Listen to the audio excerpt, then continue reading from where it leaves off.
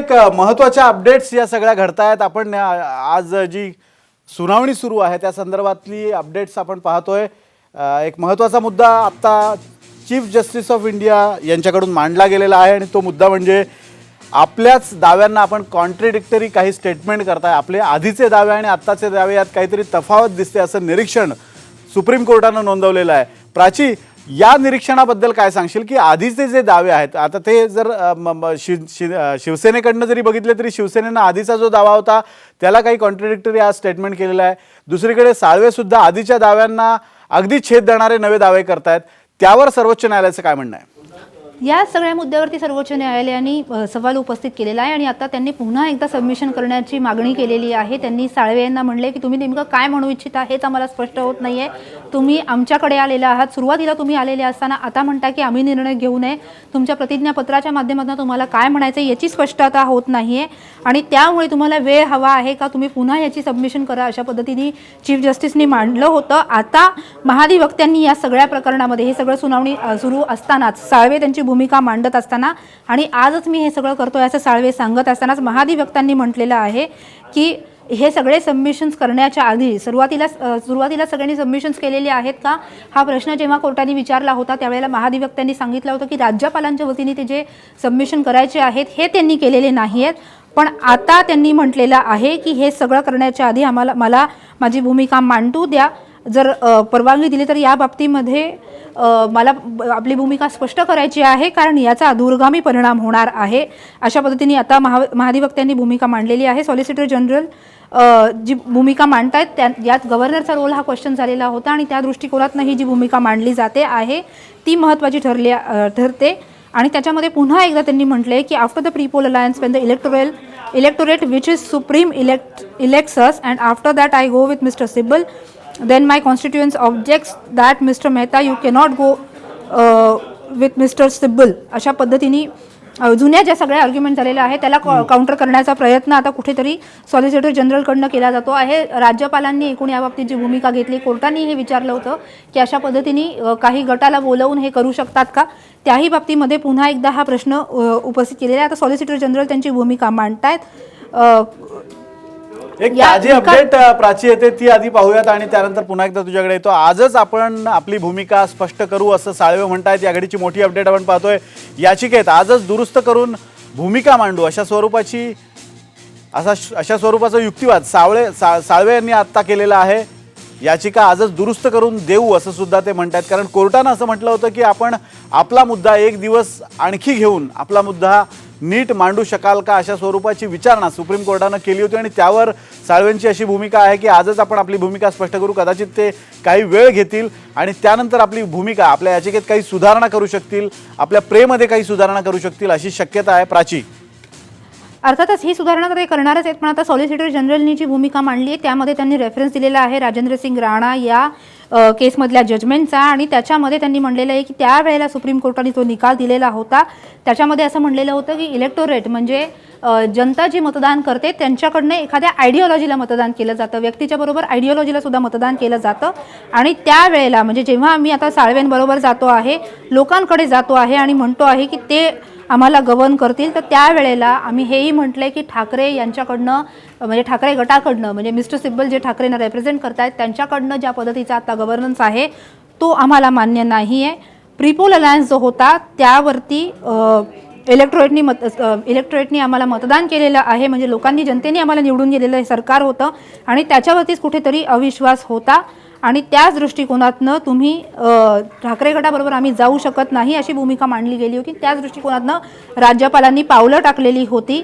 अशा पद्धतीची ही महत्त्वाची भूमिका, महत्त्वाचा अपडेट म्हणावं लागेल कारण ही राज्यपालांची भूमिका ते मांडतायत आणि राज्यपालांचे एकूण जी पावलं टाकली गेलेली होती त्यांनी सरकार स्थापनेसाठी बोलावणं असेल किंवा त्यांनी पुढचा शपथविधी करणं असेल या किंवा बहुमत ठराव करण्यासाठी बहुमत सिद्ध करण्यासाठी अधिवेशन बोलावणं असेल, या सगळ्यावरती सवाल उपस्थित केले जात असताना आत्ता त्यांनी हे आर्ग्युमेंट करणं की आम्हाला जर कोणीतरी अविश्वास दाखवत असेल आणि त्या दृष्टिकोनातनं आम्हाला निवडून दिलेलं असेल, आयडिओलॉजीला निवडून दिलेलं असेल आणि त्या आयडिओलॉजीच्या विरोधात कोणी काम करत असेल तर त्या आयडिओलॉजीच्या बाजूनी राहणं, त्या विचारसरणीच्या बाजूनी राहणं हे आम्ही केलेलं आहे. आम्ही म्हणजे शिंदे गटाने केलेलं आहे.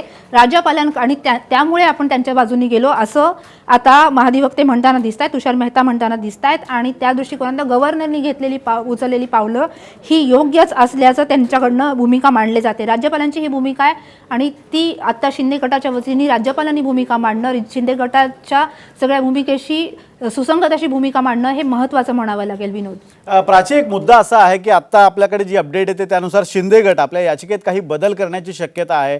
ही बाब जर लक्षात घेतली तर आणि चीफ जस्टिस ऑफ इंडिया यांनी नोंदवलेली निरीक्षणं, त्यांनी उपस्थित केलेले सवाल आणि त्याला साळवेंनी दिलेली उत्तर, हे सगळं पाहता कुठे ना कुठेतरी शिंदे गट कमी तयारीनं आला अशी शक्यता बोलली जाते. कारण ज्या पद्धतीने शिंदे गटाने आत्ता असं सांगितलेलं आहे, साळवेंनी असं सांगितलं की आपण याचिकेत बदल करू, कुठे ना कुठेतरी गेल्या वेळेला सर्वोच्च न्यायालयानं म्हटलं होतं की नीट अभ्यास करून या. तो अभ्यास नीट झालेला दिसत नाही असं वाटतंय. काय प्राची?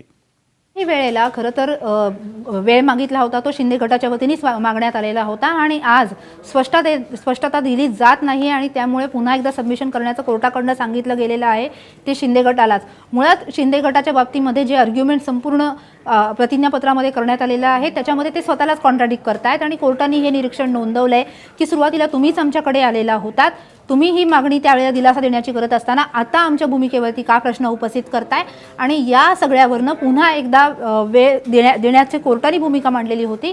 साळवेंनी मात्र याबाबतीत आम्ही आजच सबमिशन करू असं म्हणलेलं आहे, पण पुन्हा एकदा वेळ आणखीन वाढवून मिळण्याच्या दृष्टिकोनातून ही कुठे पावले टाकली जात आहेत का? कारण जरी सबमिशन करायचं असलं तरी ते तातडीने होईल अशी शक्यता कमी आहे. त्याचं ड्राफ्टिंग व्हायला वेळ लागू शकतो आणि पुन्हा सुनावणी पुढे ढकलली जाऊ शकते आणि त्यामुळे गेल्या वेळेला आणि याही वेळेमध्ये ही सुनावणीला जितका उशीर होईल तितका त्याचा फायदा घेण्याचा प्रयत्न शिंदे गटाच्या वतीने केला जातो आहे का असा संशय व्यक्त तज्ज्ञांकडूनही केला जात होता. आजही पुन्हा तेच होताना दिसतंय. विनोद, अगदी प्राची, या सगळ्या मागचं नेमकं कारण काय ते सुद्धा आपण त्याचा एक खुलासा करू. कारण आपल्या आत्ता जसं चीफ जस्टिस ऑफ इंडिया सरन्यायाधीशांनी एक निरीक्षण नोंदवलं की आधीची तुमची भूमिका आणि आत्ताची भूमिका यात फरक आहे. आधी तुम्हाला आमच्याकडनं न्याय हवा होता, मात्र आता तुम्ही असं सांगताय की सर्वोच्च न्यायालयाऐवजी अध्यक्षांना त्यांची भूमिका ठरू द्या आणि निवडणूक आयोगाला त्यांची भूमिका ठरू द्या. या बदलत्या भूमिकेचं कारण आपण प्रेक्षकांना समजावून सांगू की त्यावेळेला ठाकरे सरकार कोसळलं नव्हतं, त्यामुळे साळवे म्हणजे शिंदे गटाकडून ही भूमिका मांडण्यात आली होती आणि आता ठाकरे सरकार कोसळून देवेंद्र फडणवीस आणि शिंदे यांचं सरकार आलेलं आहे, त्यामुळे ही भूमिका बदलली आहे कदाचित असा त्याचा अर्थ होऊ शकतो. आणि त्यामुळे या सगळ्या कायदेशीर मुद्द्यावर कुठे ना कुठेतरी एक बॅकफूटवर किंवा गोची झाली आहे, अशा स्वरूपाची एक चर्चा सुरू झालेली आहे. प्राची, अगदी आपण पुन्हा एकदा पाहणार आहोत की अतिशय महत्त्वाच्या अशा अपडेट आहेत. सॉलिसिटर जनरल मेहता यांचा युक्तिवाद सुरू आहे. राज्यपाल अनंत काळासाठी वाट पाहू शकत नाहीत अशा स्वरूपाचा युक्तिवाद ते करतायत. अपात्रतेची तलवार असणाऱ्यांना राज्यपाल बोलवू शकत नाहीत असं तुषार मेहता म्हणतायत. अपात्रतेची तलवार असणाऱ्यांना राज्यपाल अनंत काळासाठी वाट पाहू शकत नाही. कदाचित त्यांच्या युक्तिवादाचा रोख असा आहे की सध्याची राजकीय परिस्थिती पाहता फार वेळ राज्यपालांना वाट पाहता आली नसती. राज्यात कायदा सुव्यवस्थेची परिस्थिती त्यामुळे निर्माण झाली असती आणि त्यामुळे कदाचित त्यांना सत्ता स्थापनेचं आमंत्रण दिलं गेलं असावं, अशा स्वरूपाचा हा युक्तिवाद असावा. अपडेट्स येत आहेत, त्यामुळे या त्रोटक माहितीच्या आधारे जो एक युक्तिवाद सुरू आहे सध्या, सॉलिसिटर जनरल यांचा युक्तिवाद सुरू आहे, त्याच्यात राज्यपाल अनंत काळासाठी वाट पाहू शकत नाहीत अशा स्वरूपाचा युक्तिवाद त्यांनी केलेला आहे. त्यामुळे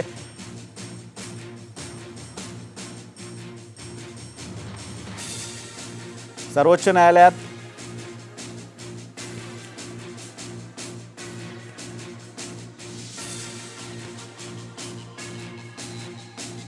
राजकारणासाठी ही केस महत्त्वाची आहे असं मेहता म्हणतायत. ठाकरेंनी 2019 मध्ये युती का तोडली असंही मेहता म्हणतायत. या घडीची मोठी अपडेट आपण पाहतोय. सॉलिसिटर जनरल तुषार मेहता हे राज्यपालांच्या वतीनं युक्तिवाद करतायत. सर्वोच्च न्यायालयात सध्या महत्त्वाच्या केसवर सुनावणी सुरू आहे. मेहतांकडून आता मणिपूर सरकारचा दाखला दिला जातोय. 10व्या शेड्यूलचा गैरवापर नको असा युक्तिवाद काही वेळापूर्वी झाला होता. आता मात्र मेहतांकडून मणिपूर केसचा दाखला दिला जातोय. 10व्या शेड्यूलचा गैरवापर नको असं मेहतासुद्धा आपल्या युक्तिवादादरम्यान म्हणतात. या घडीची ही मोठी अपडेट आपण पाहतोय. सॉलिसिटर जनरल तुषार मेहतांचा राज्यपालांच्या वतीनं युक्तिवाद सुरू आहेत. मेहता हे राज्यपालांची बाजू मांडतायत. काही वेळापूर्वी शिंदे गटातर्फे हरीश साळवे यांनी युक्तिवाद केला आणि त्यांना ज्या वेळेला सर्वोच्च न्यायालयानं असं विचारलं की तुम्हाला आणखी एक दिवस वेळ हवा आहे का, या एका दिवसात तुम्ही अधिक स्पष्टतेने आपली भूमिका मांडू शकाल का, अशा स्वरूपाची विचारणा केली होती. त्यावर साळवे यांनी असं मत मांडलं की आपण या याचिकेत आजच बदल करून देऊ आणि त्यामुळे काही वेळातच शिंदे गट हा आपल्या याचिकेत काही बदल करणार आहेत. त्यांनी केलेल्या प्रेमध्ये काही बदल करणार आहेत आणि त्यानुसार पुढची भूमिका ते मांडणार आहेत.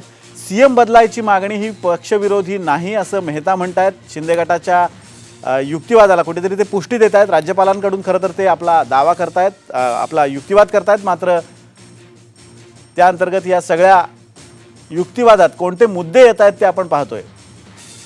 पुन्हा एकदा आपण प्राचीकडे जाऊयात. प्राची, सध्या तुषार मेहता जो युक्तिवाद करतायत राज्यपालांच्या वतीनं, त्यात त्यांनी असा एक मुद्दा मांडलेला आहे की मुख्यमंत्री बदलायची मागणी ही पक्षविरोधी नाही आहे. कुठे ना कुठेतरी मेहता सुद्धा म्हणजे राज्यपालांच्या वतीनं जो युक्तिवाद होतोय तो सुद्धा शिंदे गटाच्या वतीनं होतोय की काय, असं वाटण्याजोगी परिस्थिती आहे?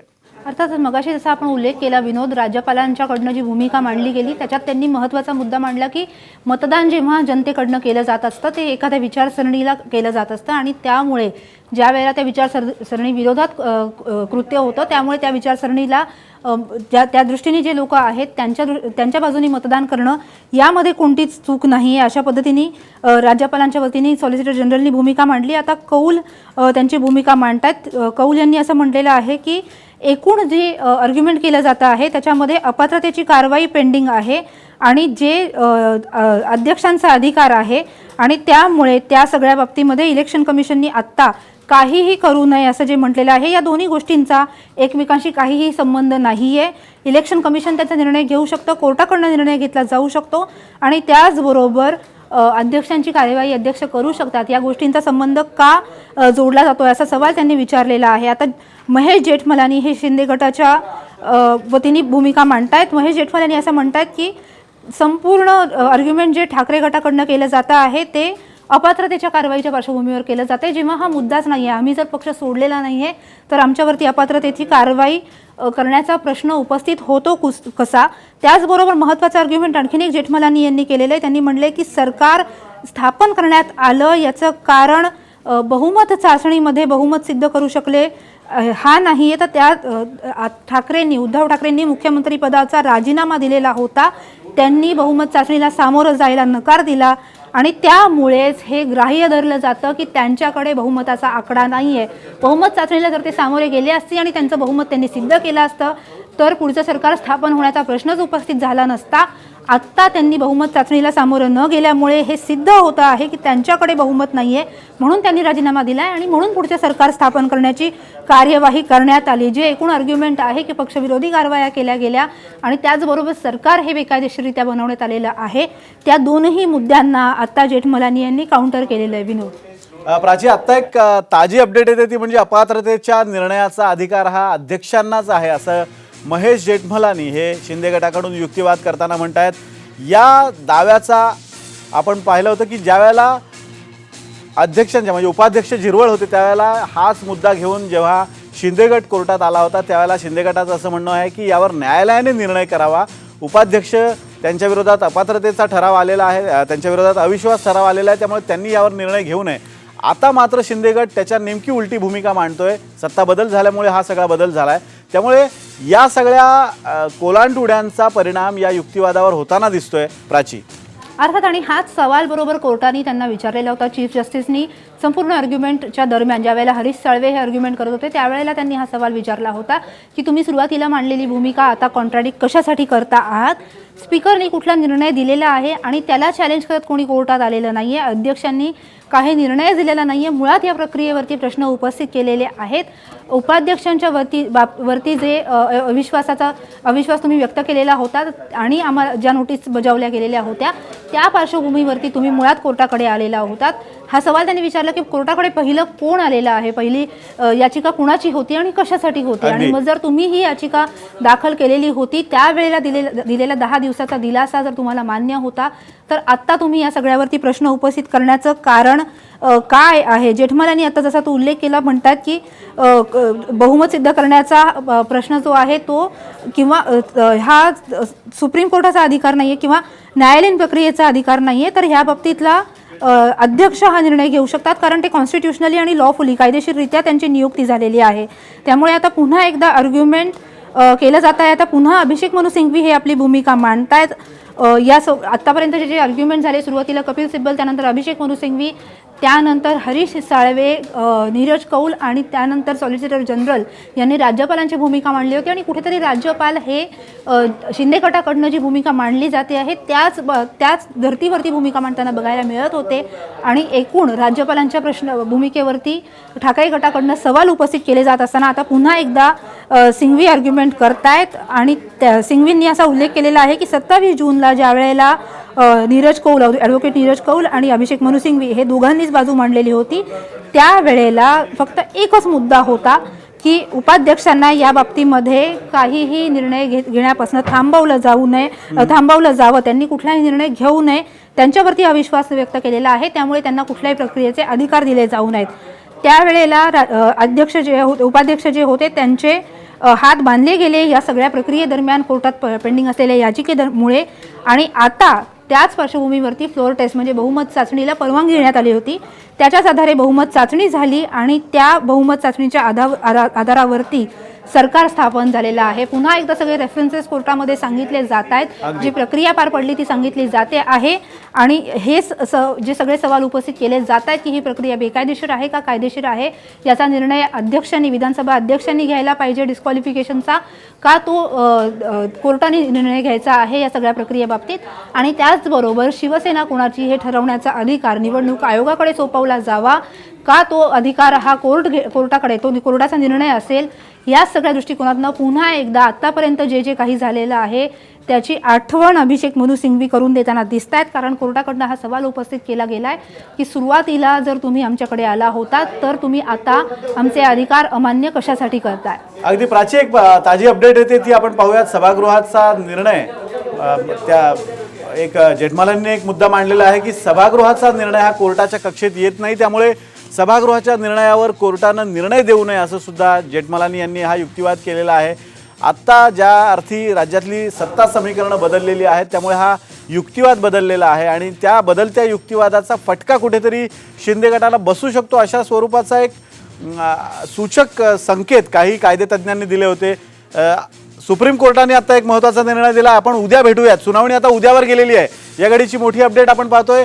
एका दिवसानं सुनावणी पुढे ढकलण्यात आलेली आहे. सुप्रीम कोर्टानं या सगळ्या युक्तिवादानंतर आपली भूमिका स्पष्ट केली आहे. उद्या आपण यावर पुन्हा एकदा सुनावणी घेणार असल्याचं सुप्रीम कोर्टानं स्पष्ट केलेलं आहे. आजचा युक्तिवाद संपलेला आहे. आजच्या युक्तिवादादरम्यान काही कायदेशीर कूट प्रश्नांची चर्चा झाली, अनेक नियमांवर काथ्याकूट झाला. मात्र यातून काही महत्त्वाच्या अशा मुद्द्यांवर स्पर्श करणं कदाचित शिंदे गटाला अशक्य झाल्यामुळे सुप्रीम कोर्टानं हा निर्णय दिलेला आहे. सुनावणी आता उद्या ठेवण्यात आलेली आहे कारण सुप्रीम कोर्टानं ताजे अपडेट्स जे आहेत ते पुन्हा एकदा आपण पाहूयात की सुप्रीम कोर्टानं काही वेळापूर्वी हरीश साळवे जे शिंदे गटाची बाजू मांडतायत त्यांना विचारणा केली होती की आपल्याला आपल्या याचिकेमध्ये आपल्या प्रेमध्ये काही बदल करायचे आहेत का, त्यासाठी एक दिवसाचा वेळ आणखी हवा आहे का. त्यावर साळवे यांनी अशी भूमिका मांडली होती की आपण आजच या याचिकेत बदल करून आपली नवी भूमिका मांडू आणि त्यानंतर आता सुप्रीम कोर्टानं हा निर्णय दिलाय की आता आज यावर कोणताही निर्णय होत नाही आहे. सत्ता संघर्षाचा पेच त्यामुळे अजूनही कायम आहे. एक दिवसांनी पुढे तो ढकलला गेलेला आहे. सुप्रीम कोर्टाकडून आजही निर्णय नाही. या घडीची मोठी अपडेट. प्राची, पण सुरुवातीला म्हणत होतो आणि तज्ज्ञांकडनं सुद्धा शंका उपस्थित केली जात होती की वेळ काढण्याचा प्रयत्न कुठेतरी शिंदे गटाकडनं केला जातो आहे का. गेल्या वेळेला साळवेंनी वेळ मागितला होता आणि याही वेळेला आता पुन्हा एकदा साळवेंना त्यांचं सबमिशन रीड्राफ्ट करण्यासाठी कोर्टाकडनं वेळ देण्यात आलेला आहे. तुम्ही कॉन्ट्राडिक्टरी भूमिका मांडताय अशा पद्धतीचं निरीक्षण कोर्टाने नोंदवलेलं होतं. प्रश्न उपस्थित केले होते ज्या भूमिका त्यांच्याकडनं मांडल्या जात होत्या त्याच्यावरतीच. आणि त्या पार्श्वभूमीवरती आता हा वेळ देण्यात आलेला आहे. उद्या सकाळी याची सुनावणी होणार आहे. त्याच्या आधी साळवेंना त्यांचं संपूर्ण जे सबमिशन आहे ते रिड्राफ्ट करून म्हणजे ते पुन्हा लिहून त्याची मांडणी करावी लागणार आहे. आणि त्यानंतर महत्त्वाचं म्हणजे कोर्टाने असंही म्हणलेलं आहे की उद्या सगळ्यात पहिली सुनावणी ही याच केसची होईल. साळवेंना त्यांनी सांगितले की पहिली केस उद्या सुनावणीसाठी हीच घेतली जाईल, पहिली याचिका हीच असेल.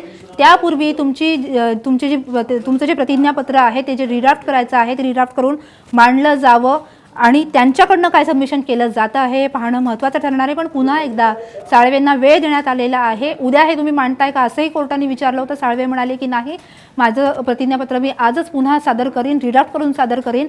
आणि त्याच पार्श्वभूमीवरती आता आजची सुनावणी उद्यावरती ढकलली गेलेली आहे. अगदी प्राची, पुन्हा एकदा आपण प्रेक्षकांना सांगूयात, आजची सुनावणी उद्यावर ढकलली गेलेली आहे. साळवे यांना वेळ दिलेला आहे सुप्रीम कोर्टानं, शिंदे गटाला वेळ दिलेला आहे. शिंदे गटानं आपल्या याचिकेत काही बदल करण्याच्या भूमिकेतून ही खरं तर सर्वोच्च न्यायालयाने त्यांना अशी विचारणा केली होती की आपल्याला काही वेळ हवा आहे का. मात्र शिंदे गटानं साळवेंच्या वतीनं हेच सांगितलं होतं की आज आपण या याचिकेत सुधारणा करून नव्यानं याचिका रिराईट करून आपल्याला देऊ. मात्र त्यावर कोर्टानं आता असं सांगितलेलं आहे की उद्या सकाळी 10:30 वाजता ही सुनावणी होणार आहे.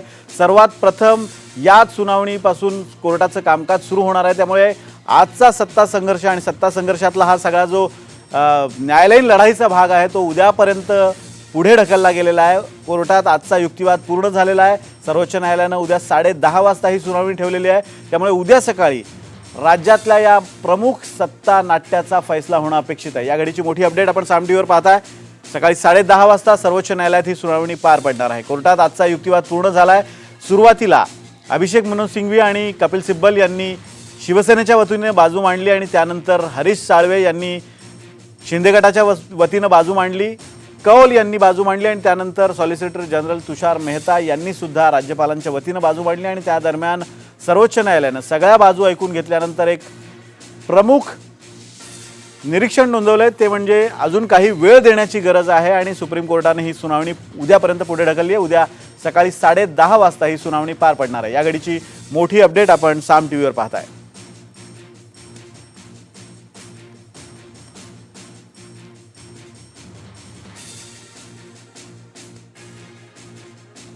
सुनावणी होणार आहे. या घडीची मोठी अपडेट आपण पाहतोय. कोर्टात आजचा युक्तिवाद पूर्ण झालेला आहे. पुन्हा एकदा हा सत्ता संघर्ष उद्यावर ढकलला गेलेला आहे. शिंदे गट की शिवसेना, खरीच सेना कोणाची, निवडणूक चिन्ह कोणाकडे जाणार, 16 आमदारांच्या भवितव्याचा फैसला काय होणार, यावर आज खरं तर निर्णय होणं अपेक्षित होतं.